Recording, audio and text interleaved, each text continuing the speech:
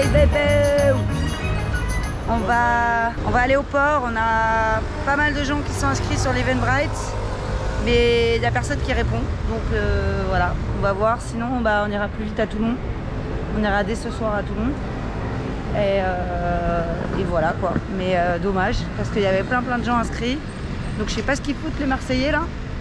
Mais on va continuer d'envoyer des messages et voir si quelqu'un se présente. Voilà. Bon les gars, c'est incroyable ce qui vient de se passer. En fait, on s'est arrêté pour manger un sandwich dans un boui-boui et on était en train de bouffer et tout. Et tout à coup, il y a Guillaume Moubèche qui s'est assis à côté de nous. Il avait un rendez-vous avec un de ses potes. Et voilà quoi. Putain. Attends, il y a mon sac de couchage qui est tombé.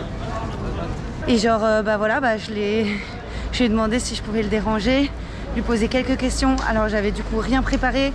Donc c'est les premières questions qui me sont venues en tête. Genre j'ai bafouillé de fou.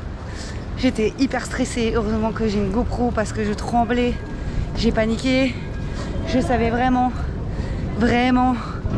pas quoi faire pour paraître intelligente dans mes questions. Donc j'espère qu'elles sont bien et que ça vous a apporté quelque chose.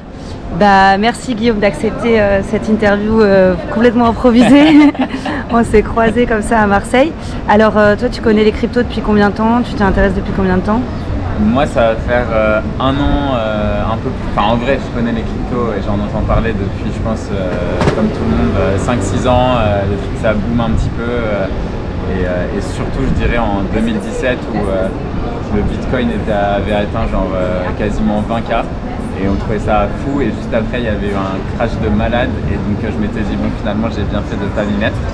Et celui qui m'a vraiment fait kiffer les cryptos c'est cet homme là, Artmi, qui est très chaud dans les investissements et qui l'année dernière, je sais pas, tu t'es fait combien toi, juste avec des petits invests, genre 100K quasiment de bénéfices? 200K. Ah ouais, on va t'interviewer aussi, hein. Tu fais partie de l'interview, ça y est. Hein. Et du coup, quand il m'a montré un petit peu sa méthode et comment il investissait, je me suis dit vas-y, faut que je fasse ça et je vais me chauffer.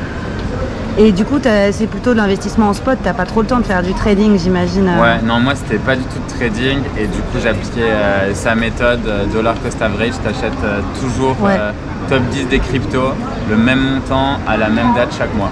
Super, voilà. Génial, très bon conseil, hein, franchement bravo. Et est-ce que tu t'intéresses au Web3 en tant qu'entrepreneur ou aussi est-ce que ça te donne envie de build des choses là-dedans ou... Ouais grave, en fait il y a plein de trucs ultra intéressants autour du Web3, notamment je dirais, tu vois, le partage de valeur qu'il peut y avoir autour de ça. Aujourd'hui en fait, quand tu regardes un petit peu toutes les plateformes, même les réseaux sociaux qui existent, on se rend compte que la data appartient à celui qui la contrôle. Donc tu prends LinkedIn, Facebook, Google, etc. Ça leur appartient la data. Avec le Web3, tu as des possibilités potentiellement de reward beaucoup plus rapidement les créateurs de contenu. Le seul truc que je vois aujourd'hui en fait avec le Web3, c'est qu'il n'y a pas eu encore, je trouve, de projets qui ont explosé et qui ont vraiment tout fait péter, tu vois. Et du coup, je me dis que ce qui manque en général, c'est des vrais cas d'usage. Donc nous, on est en train de bosser aussi sur un projet qui s'appelle l'Emverse, qui est en fait des bureaux virtuels pour les équipes en remote. Ah super. Et donc là, on a des dizaines et des dizaines de boîtes remote qui utilisent ces bureaux virtuels. Et en fait, ce qu'on se dit sur le long terme, c'est que potentiellement, tu vois, après, dès qu'il y aura des events, dès qu'il y aura des choses qui seront créées par la communauté, en fait, on pourrait imaginer de payer directement tous les créateurs de contenu qui font que ce monde virtuel vit beaucoup plus. Mais en gros, moi, mon focus, c'est la plupart des boîtes crypto, si tu veux, ce qu'elles essayent de faire, c'est lancer une crypto, un coin, un token, etc. Et après, essayer de mettre un cas d'usage dessus. Alors que, en général, tu vois, moi, je dirais que c'est plutôt l'inverse qu'il faudrait que tu fasses. D'abord, avoir un vrai cas d'usage et des gens qui utilisent ta plateforme et qui en tirent de la valeur. Et ensuite, apporter encore plus de valeur avec la crypto. Et tu penses quoi justement de cette façon de voir un peu les choses qui est assez courante dans le Web3, c'est promise little and deliver more, je sais plus quoi, enfin bref, c'est à peu près ça quoi, avec mon superbe accent, mais en gros de pas promettre trop et de délivrer au fur et à mesure, sachant que parfois c'est un peu scameux. Voilà, c'est ça, ouais, tu le dis mieux. C'est souvent un peu scameux. Est-ce que tu crois que comment on peut se repérer et même toi peut-être tu travailles aussi avec des gens du Web3, comment tu fais pour détecter si c'est moyen ou pas, sachant que y a de la hype, parfois il y a des gens qui ont 100 millions et qui vont rien faire quoi. Ouais, c'est ça qui est en fait ça qui est ultra compliqué, c'est un nouveau monde et qui a tout à créer. Il y a énormément de projets, on se rend compte en fait, notamment dans les groupes Discord, où tu as des gens tu vois qui du jour au lendemain se barrent et qui avaient en fait plein de bots pour faker un peu de l'activité, faire comme si c'était la crypto la plus cool du moment. Ouais. Et donc du coup, moi ce que j'aime bien regarder, et c'était un article d'un pote à moi qui l'avait écrit, Hotman, où en gros il expliquait qu'il rankait un peu chaque nouvelle crypto ou chaque nouveau projet selon plusieurs critères. Et un des critères dedans, c'est qui sont les fondateurs. Est-ce qu'ils sont publics ou non? Ou est-ce que c'est juste des gens qui par exemple ont utilisé, je sais pas, une photo NFT, tu vois, genre un Bored Ape ou peu importe, tu vois, et les mecs en fait tu les retrouves pas sur internet. Et en fait pour moi il y a quand même ce côté trust, confiance quoi, qui est ultra important dans les projets crypto. Donc regardez depuis combien de temps ils font ça, regardez qui sont les founders et quelle est leur vision, et après une fois de plus tu vois comme toute startup qui se lance de façon très early, tu es obligé de prendre des risques, tu vois, et après c'est un peu... Et surtout que vu que le principe c'est le pseudonymat, il pourrait y avoir comme Satoshi Nakamoto, une personne qui vient de nulle part et qui a juste une réputation en fait à travers les transactions. C'est clair, et du coup tu sais pas trop, tu sais pas forcément trop qui ça peut être, ni si tu peux avoir confiance. Trop cool, alors on attend de voir l'Emverse avec impatience et puis de te retrouver dans le Web3 et avec... Trop cool, essaye d'éviter de perdre trop d'argent dans les cryptos, continue ton DCA, suis les conseils de ton ami. C'est ça. Merci beaucoup. Merci beaucoup. Wow, incroyable, hyper contente de cette rencontre. On s'était déjà vu à un événement entrepreneurial à Paris de Déclic Entreprendre, lorsqu'il était passé dans le live de Startup au KLM. Bref, coïncidence de malade. Et ça sauve un peu notre journée à Marseille parce que pour l'instant on a trouvé personne. Personne n'est disponible. Une personne qu'on connaissait de Marseille, elle est à Toulon. Les autres, ils ont des empêchements. Et donc, on va aller visiter un incubateur. On n'a pas du tout prévu. Donc, on improvise totalement. On va voir si on peut le faire. Peut-être qu'ils ne vont pas nous ouvrir. On va voir, on va essayer de les convaincre. De toute façon, maintenant, moi, j'ai plus peur de rien, les gars. Ce Crypto Express va être mythique, légendaire. Donc, c'est parti. Trop la patate là.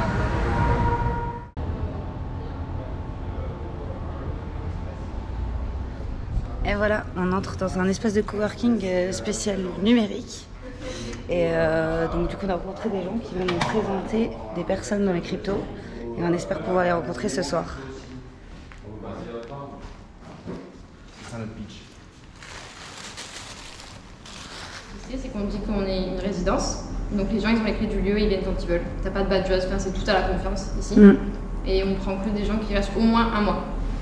D'accord. Un jour, ce sera toujours gratuit. Le but c'est, si ça nous permet de payer des trucs bien sûr, mais surtout de monter un collectif de gens qui s'entraident dans le numérique.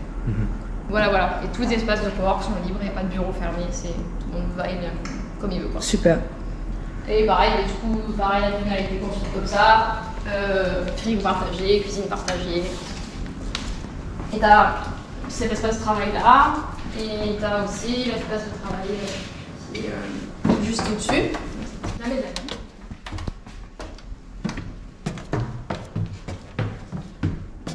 Qui est un peu plus fixe. Ah oui, on peut se mettre aussi un peu plus... Ouais, tu peux faire des réunions. Tu peux te caler là. On a fait une petite appli en no-code que les gens peuvent scanner pour réserver les salles de réu.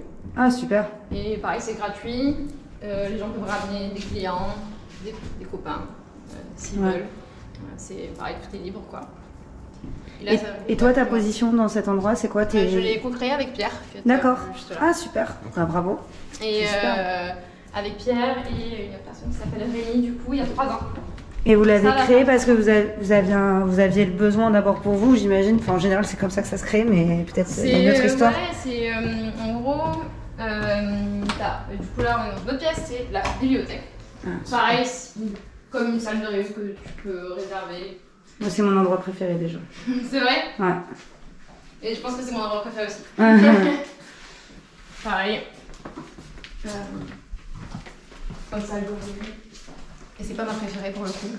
Bonjour. Bah, ça fait plus corpo quoi. Plus corpo. Et là, on va descendre, du coup. Ah, super. Et C'est on grand. Ouais. Et on arrive dans le studio photo-vidéo. Oh, ça c'est plus pour moi. Chouette. Voilà. On a lancé il y a au début septembre. Super. Pour prendre en photo les produits, faire Ouais, des c'est images un pour la studio, marque. Ouais, sur de création de contenu market. Mm. Donc ça peut être très large, mais l'idée c'est que nous derrière le lieu, on a une agence. Ah, super. On a une agence. Le prix de comprendre, c'est qu'on accompagne les gens à la montée en compétences par le numérique au sens large, mais un peu technique. Et du coup, le lieu, le collectif, ça nous permet de proposer des offres à nos clients. En fait. Ouais, super. Nous, on est les premiers experts du lieu, on a notre expertise métier qui touche surtout au market, à l'acquisition B2B. Mais il y a des gens qui font de l'ADS, il y a des gens qui sont dev, il y a des gens qui sont designers, qui sont créatifs, des gens qui font de la photo, de la vidéo. Et bien tout ça mis bout à bout, ça fait que tu peux gérer tout le cycle de vie d'un projet en fait. Mm. Et on bosse avec des copains, donc c'est trop cool. Ouais, c'est vraiment un collectif quoi, au final. C'est ça, ouais, collectif mais qui est ancré dans le lieu quoi. Mm. Et vous faites des événements entre vous aussi, j'imagine? Ouais, grave. On fait plein d'événements, soit que entre nous, les gens de la communauté, soit ouverts au public. On a plusieurs formats, on fait des conférences et des ateliers. Donc conférences, c'est plus 2-3 speakers qui viennent parler de leur retour d'expérience, des outils qu'ils utilisent, etc. Puis à la fin, il y a un petit débat et un apéro. Ils sont tous sponsors par une marque de pastis marseillaise qui s'appelle Cristal Mignana. Et les ateliers, c'est en mode plutôt plus petit groupe, 10-15 personnes. Et on apprend à utiliser une nouvelle technique du web. Super. Les gens viennent avec leur ordi et les conférences sont toujours gratuites et les ateliers sont à prix libre. Ok. Et là, vous avez de plus en plus de gens dans le Web3 ou est-ce que tu as remarqué que c'était plus fréquent? Nous, à la brique, on n'a pas de gens qui sont spécialisés dans le Web3. C'est plutôt des appétences. On a un peu un fourmillement. Et c'est pour ça qu'on a commencé à... Des gens qui nous contactaient pour faire des ateliers crypto. C'est le cas d'Amandine de la Mineuse, par exemple, qui a dit « Ah, quand est-ce qu'on fait un atelier crypto ?» Et moi, je suis en mode « Trop bien !» Donc on sent qu'il y a une appétence, mais on n'a pas de gens spécialisés dedans aujourd'hui, tu vois. Mais je pense que ça arrivera demain. Et ça m'étonnerait pas qu'un jour demain quelqu'un vienne petit à la petit, communauté. ouais. Mais je sens que tu vois, brique par brique, on commence à... On sent un fourmillement et je pense que demain ça deviendra peut-être la norme, j'espère en tout cas. Et même moi dans mes pratiques, j'aimerais bien y arriver, tu vois. Ouais, en fait en tant qu'agence ou quand tu fais du marketing ou ce genre de choses, ça s'applique aussi très bien au Web3. Il y a des spécificités, mais en fait, d'ailleurs aujourd'hui, on recrute beaucoup de gens du Web 2 pour la partie marketing Web3, pour leurs compétences, les outils, leur professionnalisme. Parce que même quand on comprend le Web3, c'est cool, mais c'est pas suffisant en fait pour réussir à faire grossir un projet. Ouais, il y a des choses à savoir de base qui prennent peut-être un peu plus de temps à acquérir, qui s'apprennent peut-être moins facilement sur Internet ou qui demandent de l'expérience, qui font qu'il y a beaucoup de gens du Web 2 qui en fait choisissent de se spécialiser tout simplement dans le Web 3. Alors qu'en fait finalement leur métier n'a pas été totalement transformé, il se transforme petit à petit mais pas totalement. Donc c'est cool, bravo hein. C'est super. Merci. Toi tu fais de la vidéo toi du coup? Oui.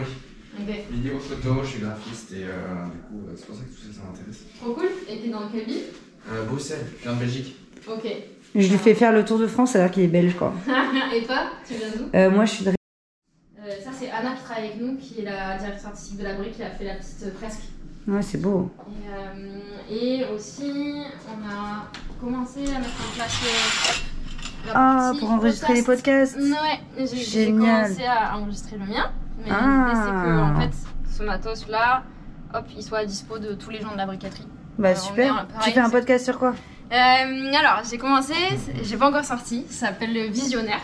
Et c'est pour donner la parole à des porteurs et des porteuses de projets, que ce soit de boîtes, d'assaut, peu importe, qui portent une vision forte. Trop bien. Et qui expriment pourquoi ils le font, comment ils le font et comment ils font pour le faire. Super, tu nous tiendras au courant, on mettra le lien et tout en description. Trop bien. Et voilà, et la dernière partie, c'est ici. Hop. Voilà. Attends, on a fait une soirée. On a fait une grosse soirée vendredi dernier. On peut couper hein, On a fait une grosse soirée vendredi dernier parce qu'on achète les murs du lieu. Et, carrément. Et du coup, on a fait la fête parce qu'on arrive au bout. Et du coup, c'est encore un peu le bordel. Coucou. Voilà. Du coup, autre espace. Magnifique, c'est vraiment grand. Et donc ça y est, vous achetez quoi. Ouais. Vous allez devenir propriétaire. Oui. Comme Incroyable. Bravo. Et du coup, ouais, donc autre espace de travail, c'est là où on fait les événements, les ateliers, les soirées. On fait plein de trucs quoi. T'es très bien. Tu rends super en vidéo. Voilà. Et du coup, c'est Anna qui a fait la frise qui est là. Ah, bah bravo, elle est très belle. C'est magnifique. C'est gentil. Si jamais tu veux faire des NFT, tu nous préviens. J'arrive à bien tout comprendre. Là, j'ai acheté mes premières cryptos. Ah, bah c'est bien. C'est avec l'atelier qu'on a fait avec la mineuse que. Bah, Exactement. super. Un atelier avant justement sur les NFT, mais je pense que j'y suis allée avant d'essayer de comprendre ce que c'était. Ouais. La crypto, tout ça. Mais c'est un sujet. Ah, il y a des étapes en fait, de toute façon, de compréhension, ça ne se fait jamais en une fois. Il y a des couches, il faut qu'on répète plusieurs fois. Ouais. Ouais, même nous, bah voilà, on ne peut pas prétendre non plus être des grands spécialistes, quoi. On est obligé d'en. Ah, lui, il est chaud. On est obligé de s'en remettre quand même assez souvent, on ne peut pas lâcher. Au revoir. Au revoir. Et voilà, et là, du coup, on va remonter sur la cuisine.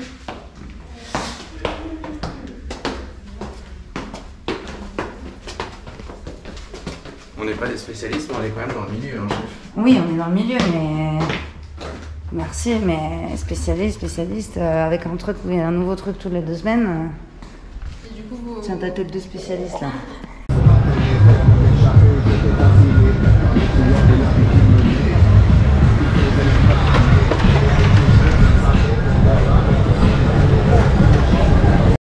Bonsoir, bonsoir.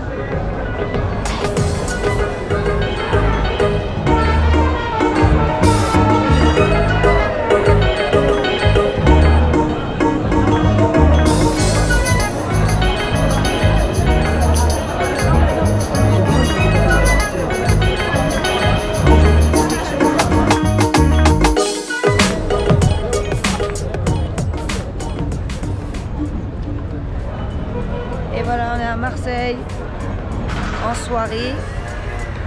Bah apparemment personne n'est disponible. Hein. Marseille, l'ambiance elle est où là? L'ambiance des cryptos là à Marseille. Zéro. On va aller chercher l'ambiance à tout le monde du coup demain. Je pense que ça sera mieux. Et de toute façon demain on a aussi des interviews et on doit se lever très tôt pour libérer notre logement. Donc bon, c'est pas plus mal.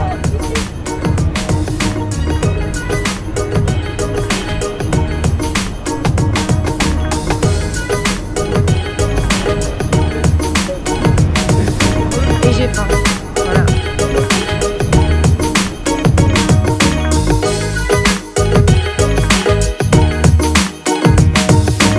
Et voilà, c'est parti. Marseille. Une petite matinée à Marseille. Je sais pas l'heure qu'il est, mais il est tôt, non? 7h? Il est 7h. Ouais.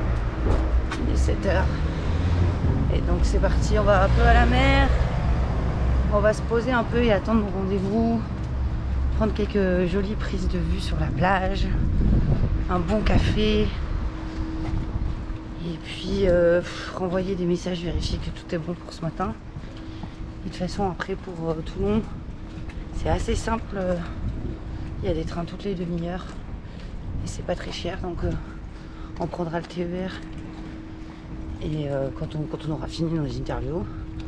Donc là, plutôt la question c'est quand est-ce qu'on les commence. Et voilà. La mer au bout de la rue. C'est tellement beau.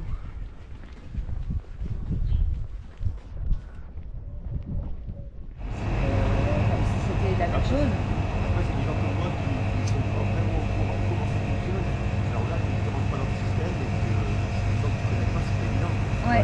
Et en fait, Bitcoin fonctionne en peer-to-peer. C'est-à-dire qu'on peut échanger d'une personne à une autre sans passer par une banque ou n'importe quelle institution financière. Et donc, en fait, moi, je pourrais t'envoyer de l'argent comme ça, d'adresse à adresse. Au marché, Ah, c'était pas comme ça hier. Hein. place Jean Jaurès. C'est on passe parti. On va à la briqueterie pour rencontrer des personnes qui ont des projets dans le Web 3. Donc la briqueterie, je répète, c'est un espace de coworking spécialisé, enfin dédié aux entrepreneurs et aux salariés du numérique. Le petit pont. Quoi? Qu'est-ce que tu racontes? Le petit pont. Ouais, on s'amuse avec ce qu'on peut hein, ici. Hein. Ah, mais vraiment sympa ce marché. J'ai rien acheté, mais...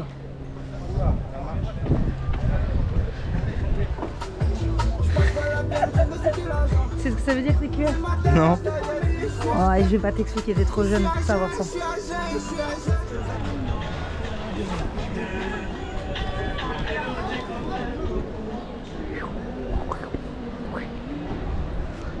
La briqueterie, la résidence des experts du numérique de Marseille.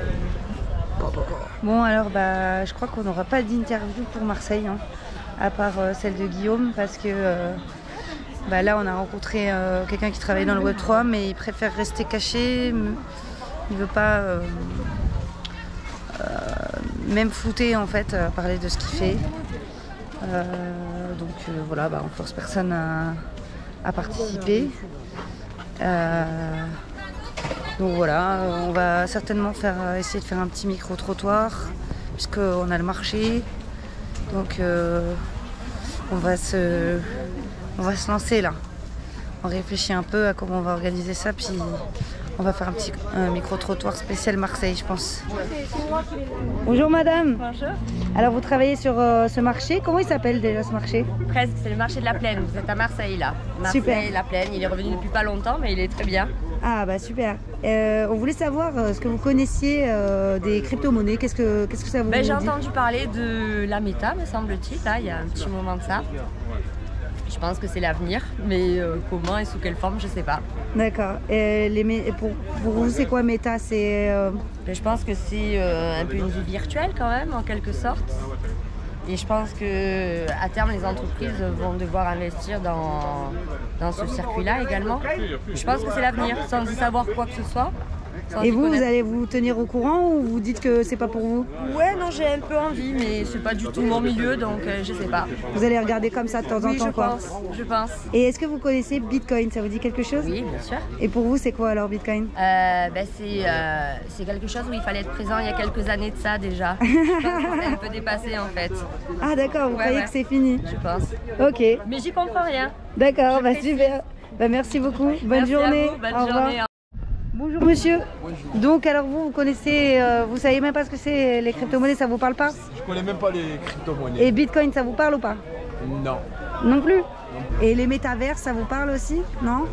Non, pas du tout. Pas du tout. Vous êtes vraiment dans ce monde-là en fait. Ah ouais. Vous êtes dans la réalité. C'est vrai. Ok. Bah merci beaucoup. De rien, merci à vous. En vrai, Au revoir. je vous souhaite une bonne journée. Merci. J'espère que je vais me voir sur midi. Ouais. Faudrait on va prendre votre contact. J'ai entendu parler, mais bon. Ça va. D'accord. Mais on pourrait avoir votre avis Daoud. votre avis simplement, ce que vous savez, comment vous avez peut-être connu Bonjour. ça, etc. On peut vous filmer? Allez-y, allez. Qu'est-ce que vous voulez savoir de moi? Bah juste, est-ce que vous connaissez, est-ce que ça vous parle les crypto-monnaies? Qu'est-ce que ça signifie pour vous? Oui, la crypto-monnaie, c'est une monnaie, qui n'existe pas en fait. C'est une monnaie d'internet, ou je sais pas comment expliquer ça. C'est une monnaie virtuelle Ouais. sur lesquelles les gens spéculent, avec lesquelles les gens font de l'argent ou ne font pas de l'argent. Mais D'accord. bon, c'est vrai que nous, en tant qu'anciens, on assimile ça un peu, je sais pas moi. Ça nous paraît quand même bizarre parce qu'on avait, nous, quand on a de l'argent, on a de l'argent dans la poche, quoi, je veux dire. Ça, c'est des trucs, c'est virtuel, on ne sait jamais si on a vraiment de l'argent ou pas. Ça peut varier du simple au double, ne plus rien valoir le lendemain. Après voilà, il y a les jeunes, ils sont capables de prendre des risques comme ça. Moi je sais que personnellement, avec mes cheveux blancs, je pense pas que je prendrais des risques là-dedans. Ouais. Mettre de l'argent là-dedans, il y en a qui prennent des risques, ouais. Ils mettent en péril leur famille, ils mettent en péril leur vie, hein, parce que il y a même des gens, j'avais vu, je crois qu'il y en a une qui a complètement capoté là. Oui. Luna, un truc comme ça. Ouais, ah bah vous suivez quand Voilà, même, vous suivez Luna. bien. Hein. Ouais, parce connaissez que les j'ai détails. entendu. Ça fait un mois là, plus ou Mais moins. c'est un truc de fou ça alors. Ah ouais. Je sais parce que mon fils il avait pour 100 € et le lendemain il avait 0. Ah ouais. Et il m'a dit il croyait qu'il allait être milliardaire avec ses gars, et ça va se passer pareil avec des bitcoins, avec les machines. Ouh là là. Avec les bitcoins, ça va se passer pareil. Hein. C'est bon? Accroche-le. Ouais, là, il faut accrocher. Ouais, ça va se passer pareil. Hein. Hop, hop. Allez, oh. Là, on est en train de vivre un événement classique de Marseille. Ça, c'est la base. C'est le Mistral. Ouais, c'est le Mistral. Non, mais c'est voilà, pour en revenir à la crypto-monnaie, moi je vous dis, c'est vrai que les gens je pense qu'ils sont capables de pouvoir perdre beaucoup d'argent, ils peuvent risquer. Mais les gens qui sont justes, restez tranquilles, quoi. Ouais. Soyez intelligents, voilà, je veux dire, la valeur travail, elle a encore son mérite. Sur le côté de madame. Voilà. Là, je pense que c'est plus assimilé à des influenceurs. Ça. Ouais. Ça, c'est voilà, c'est des métiers feu de paille. Ça existe aujourd'hui, ça n'existera pas ça n'existera plus dans 5 ans. Voilà. Le Bitcoin, c'est pareil, je pense. Voilà. Après, moi, c'est mon avis. Hein. Je sais que moi, je risquerai pas ma vie là-dessus. Après, chacun ce qu'il a envie de faire. Hein. Bah, merci beaucoup, voilà, c'est intéressant. Voilà, ben oui. Bonne journée. Également.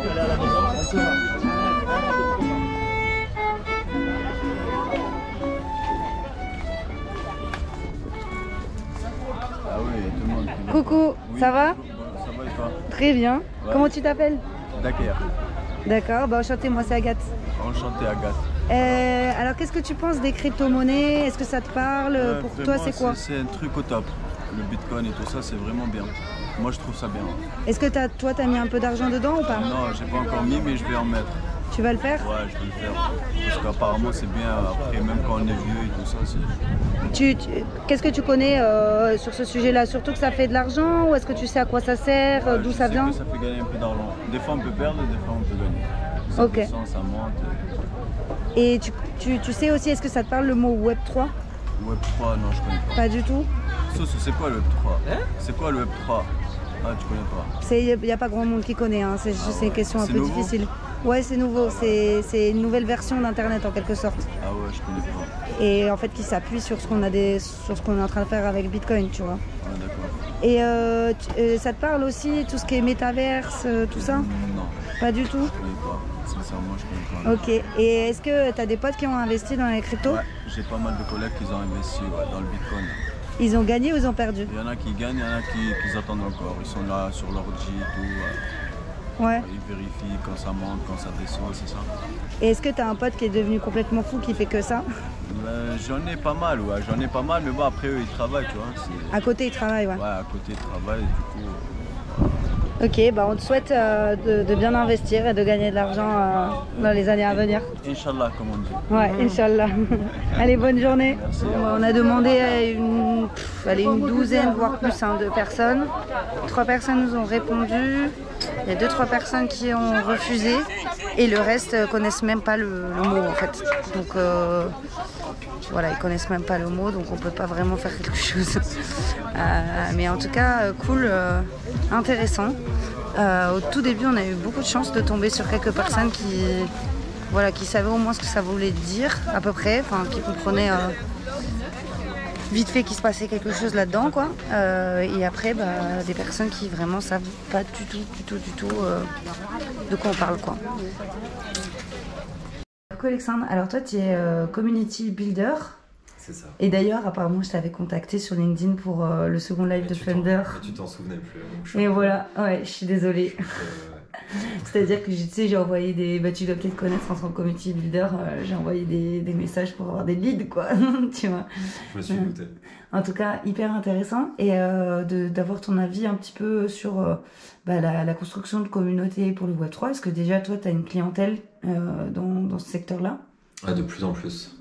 C'est vrai que moi c'est marrant parce que quand j'ai commencé ce taf de community builder, c'était en 2016, sortie d'école. Et en fait, on était genre 5 à faire ça dans toute la France. Et j'ai galéré de dingue. Et je me disais, mais qu'est-ce que t'as foutu à choisir ce métier-là? T'es inemployable au possible et il n'y a aucun débouché. Et en fait, à l'inverse, depuis 6 mois, 1 an, en fait, il y a des postes qui s'ouvrent quasiment toutes les semaines. Et une grande moitié, c'est pour des boîtes du Web3. Donc on commence doucement à bosser avec des boîtes du Web3. Là on discute pas mal avec Futures Factory, qui fait des NFT dans le monde de la mode. J'ai un peu discuté avec Pianity aussi, qui est une super belle boîte NFT musicaux. Donc ouais, ça commence à prendre pas mal. Ouais, Pianity, ouais, ça a l'air vraiment sympa. Et donc, est-ce que il y a vraiment une grosse différence dans ton métier quand tu travailles avec du Web 2 ou avec du Web 3? Non. Parce qu'en fait, il y a un peu ce mythe que le Web 3, c'est plus community que le Web 2, alors que pour moi, le Web 2 s'appuie déjà énormément sur la communauté, mais peut-être que les outils sont différents. Non, c'est une bonne question, et c'est vrai que j'avais réfléchi à ça, et en fait, ce qui est drôle, c'est qu'il y a pas mal de boîtes, ou en tout cas de gens qui écrivent sur l'importance de la communauté dans le Web 3. Et parfois, je lis des trucs, je me dis, mais ça, on le fait depuis... nous, on le faisait chez Crème de la Crème, donc la boîte où je bossais de 2016 à 2020, plateforme de mise en relation pour les freelances. Et c'est des choses qu'on faisait déjà, et des boîtes du Web3 pensent un peu révolutionner ça. Je pense que la vraie révolution, c'est juste de se dire que désormais, toutes les boîtes, ou presque toutes, tu sauras mieux que moi, du Web3 doivent être fondées sur une communauté forte. Là où pour les boîtes du Web 2, c'est pas forcément le cas. Mais les boîtes du Web 2 qui font des belles communautés font la même chose, avec potentiellement des outils différents, que les boîtes du Web 3. Et par exemple, les nouveaux outils, est-ce que c'est... on parle souvent de Discord, dans le Web 3, on dit souvent, si tu sais pas utiliser Discord, c'est même pas la peine de rentrer dans ce métier-là. Est-ce que tu penses qu'il y a d'autres leviers importants comme ça pour le Web 3 ? D'autres outils ou leviers ? Ouais, il y a Discord, bon, c'est sûr que aujourd'hui toutes les communautés sont dessus, à voir si ça va... Enfin, peut-être les gens vont se lasser au bout d'un moment, j'en sais rien. C'est vrai qu'il y a une possibilité de personnalisation et de faire des différentes automatisations qui est assez ouf sur Discord. Donc ouais, après je pense que c'est pas forcément sorcier de se former dessus. Ceux qui veulent animer des communautés mais qui n'ont jamais créé de Discord, c'est assez facile de apprendre en main, jusqu'à un certain point. Et après, ouais, il y a d'autres outils que j'avais vu passer qui permettent d'attribuer des rôles au sein de la communauté.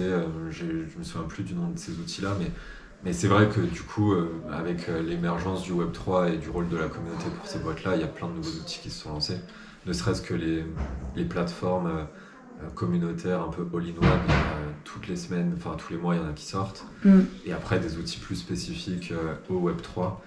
Pareil, j'en ai vu, il y en a beaucoup qui sortent. Il y en a pléthore, ouais. Et j'ai une question qui est un peu personnelle, parce que ça implique un certain point de vue que j'ai.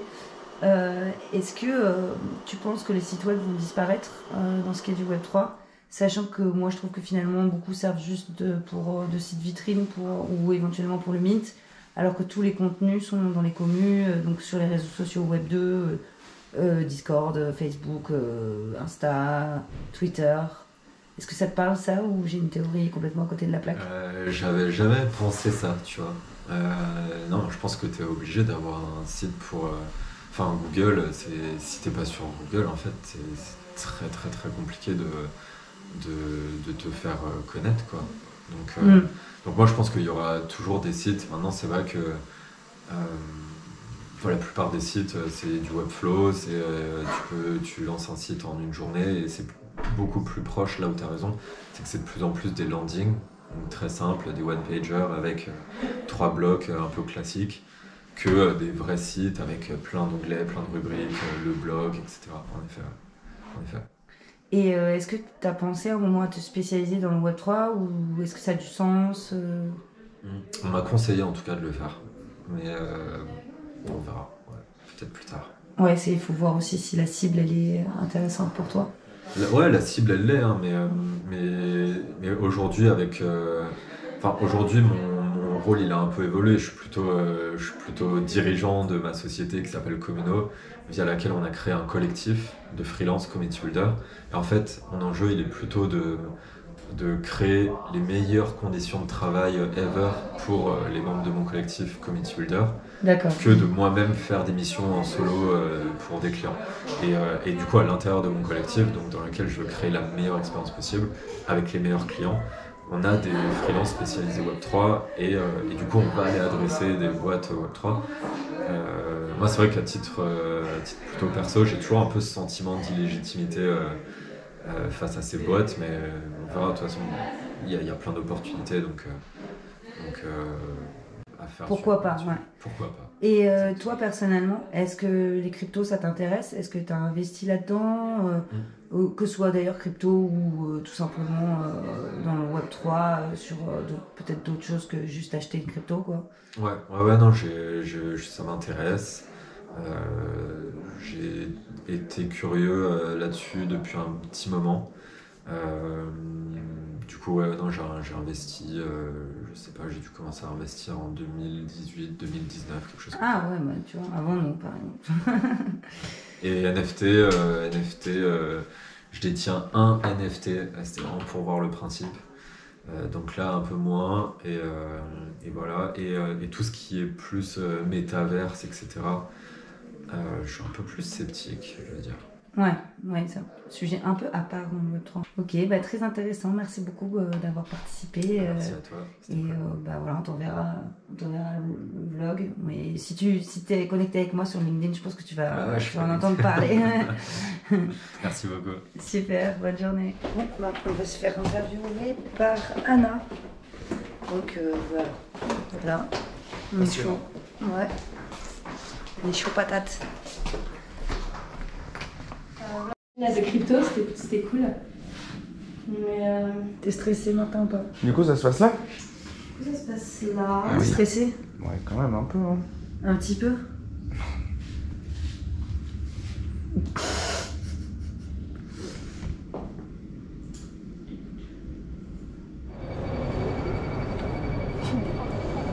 J'en ai marre.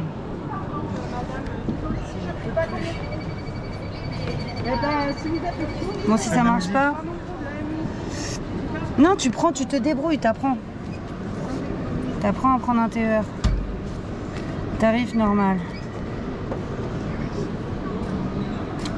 Gare de départ, voilà, et non va tout bon. Aujourd'hui, voilà. Nombre de bénéficiaires adultes, 1. Et toi, tu te débrouilles. 0.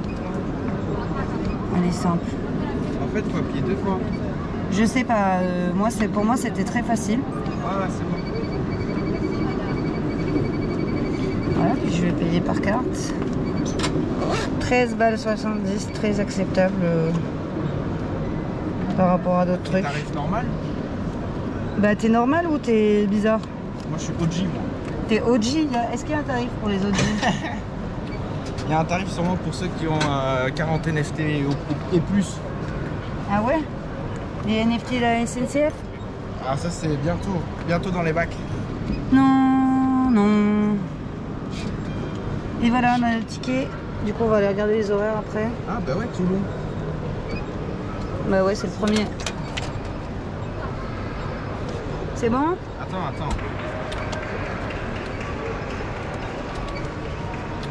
Pourquoi t'appuies comme ça? Sinon ça veut pas. Mais ah ouais, il est un peu dur peut-être. Ah ça va, 13 balles. C'est plus cher qu'en Belgique. C'est plus cher qu'en Belgique? Ouais. En Belgique, pour faire 1 heure de trajet, vous payez combien? Bon, 8 €. Ouais, bah 7 € entre Rouen et Paris, il y a 11,50 aussi, tu vois, ça dépend. Qu'est-ce que c'est que ce bordel? Bah c'est bon, hein. Ah d'accord. Quelle chinoiserie quand même. Bah non, c'est pas bon. T'as pas réussi.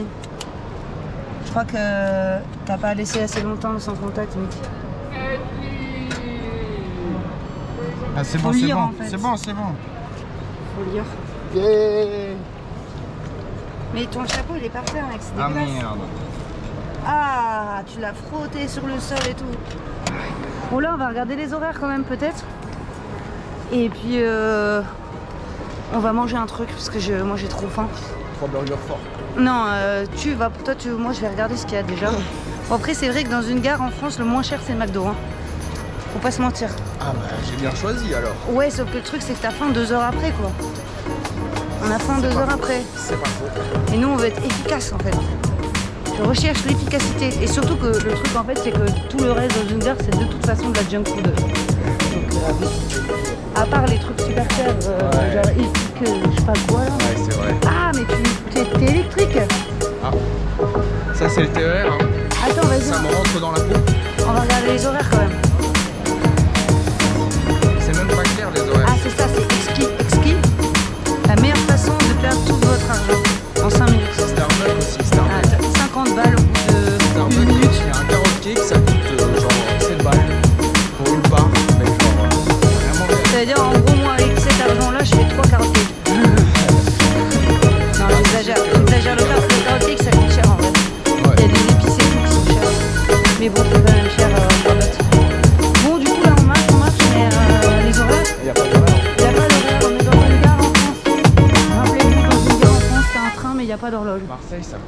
Il n'a pas d'horloge. Non, arrête.